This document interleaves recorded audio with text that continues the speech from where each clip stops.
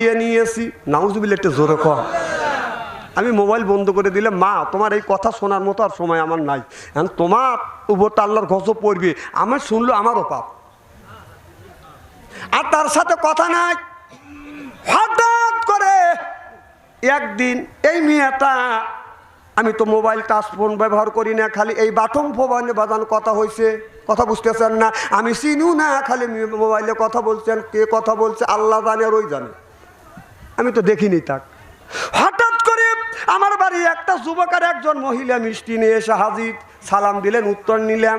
আমাকে বলে, হুজুর আপনি কি আমাকে চিনছেন? আমি বললাম, না মা আমি চিনি। বলে, হুজুর আমি সেই মহিলা, আমি 420টা যুবকের সাথে প্রেম করছি। কম নাউজুবিল্লাহ। এই মেয়েটা বসতে দিলাম, মেয়েটাও বসলো, যুবকটা বসলো। আমি বললাম, মা যাকে তুমি সঙ্গে করে নিয়ে আসো এই লোকটাকে, এই যুবকটাকে বলো। হুজুর এই যুবকটা হলো আমার হাজবেন্ড, আমার স্বামী।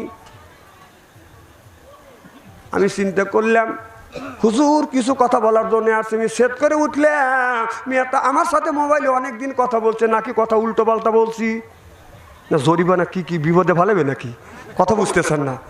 আমি লা ইলাহা ইল্লা আনতা সুবহানাকা ইন্নী কুনতু পড়া শুরু করে দিলাম। আমি আর কথা বলি না, চিন্তা করতেছি মেয়েটার সাথে কথা বলছি।